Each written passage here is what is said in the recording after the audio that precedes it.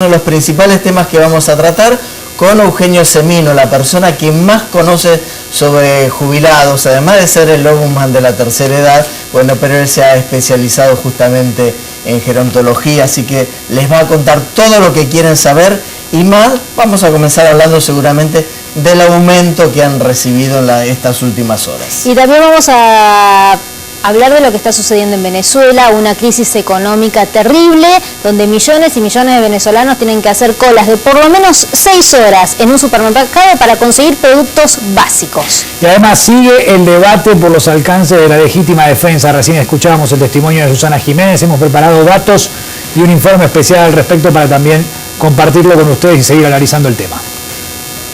Muy bien, Eugenio ya presentado, Semino, muy buenas noches. ¿Qué tal? Bien, ustedes. Con estábamos repasando los números recién con mis compañeros, con este aumento del 14,16%, llegan al 31,68% el aumento de los jubilados en lo que va del año.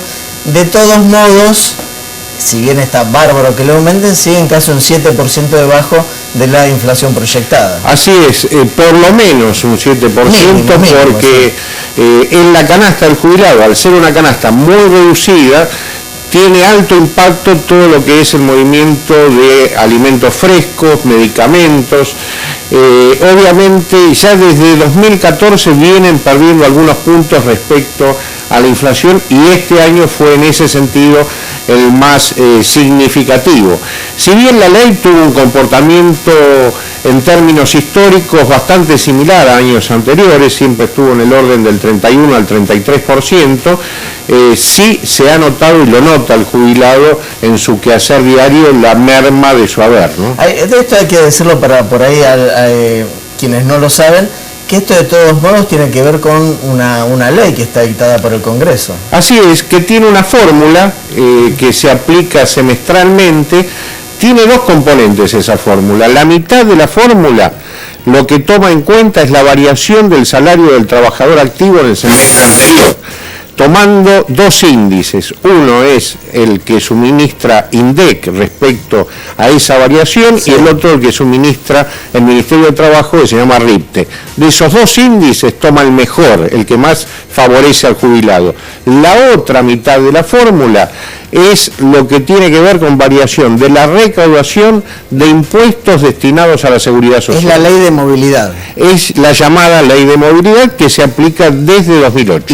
Perdón, ¿no? Porque tengo entendido que si alguno de estos índices llegase a dar negativo, no para los jubilados. Tenemos un problemita con el micrófono de Verónica, ahora lo vamos a arreglar. En realidad, no, en términos de los índices, lo que aparece como una fórmula que es bastante sustentable en el tiempo por este doble componente. Por un lado, lo que es variación del salario del trabajador activo, que siempre tiene en cuenta paritarias, sí, por eso se mantiene en un buen nivel, y lo que sí va variando es la recaudación impositiva, ya que uno de los impuestos más ponderados que participan en el 17% es el IVA, que más allá de ser el más regresivo, el que más afecta a los pobres, tiene mucho impacto cuando cae el consumo, cae también ese tipo de recaudación.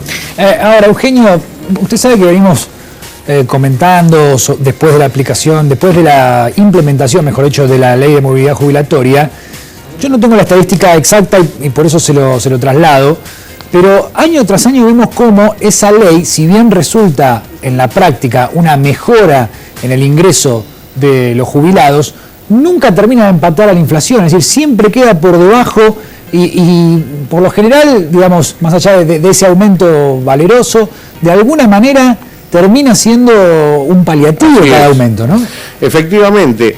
A ver, tenemos un problema de base. Nunca hubo, luego de haber estado congelados durante más de una década los haberes jubilatorios, nunca hubo una recomposición del haber. Claro. Por lo cual, la ley lo que vino tratando de pelear respecto a la inflación y mantener a través de los reajustes, como tal lo señalaba, perdiendo algunos puntos anualmente, pero evidentemente se ha ido acrecentando en los últimos años, en este último periodo sobre todo. Si lo recordás, ¿cuánto es el salario mínimo vital y móvil? Bueno, ahí hay un tema muy interesante a observar. Sí, te lo pregunto por eso. Va a estar en 8.080 pesos para lo conveniado para el mes de enero. Sí. Cuando ese salario esté en 8.000 pesos, los jubilados van a seguir en 5.660 Claro, pesos. 3.000 pesos por debajo del salario mínimo aceptable, Claro, que la ley y acepta, ¿no? no va a haber otro reajuste hasta el mes de marzo del año que viene, por lo cual lo hicieron ya, y esto vale hacerlo conocer. La CGT, en la reunión con el ministro de Trabajo días pasados, requirió la inmediata el inmediato reajuste del haber, un aumento de emergencia, sobre todo para las mínimas, y en el mismo sentido, yo estuve hablando con Pablo Micheli, se va a expresar la CTA en la próxima reunión que tiene estos días también con el ministro de Trabajo. Pero, Eugenio, ¿no hay ningún debate puertas adentro en el Congreso, por lo menos de los que usted tenga conocimiento, para modificar la fórmula, para perfeccionarla? Es un debate zanjado, no es perfectible, porque digo, año tras año queda detrás de la inflación cada uno de los aumentos, y sin embargo vemos como que, bueno, es lo que le corresponde a los jubilados, hay cierta resignación en ese sentido. Sí, es muy preocupante porque no entra en la agenda política. Claro. Es decir, el tema jubilados aparece espasmódicamente por una medida, por lo que fueron los juicios, Sí, o por un la caso de ley. corrupción. Exactamente. Pero sin embargo, en esta que es la cuestión de fondo, porque cuando uno habla de las mínimas, estamos hablando de 5 millones de argentinos, jubilados, pensionados con esa mínima y pensiones no contributivas, que son las pensiones asistenciales para discapacitados, casi 1.300.000, que están no llegan a los 4.000 pesos.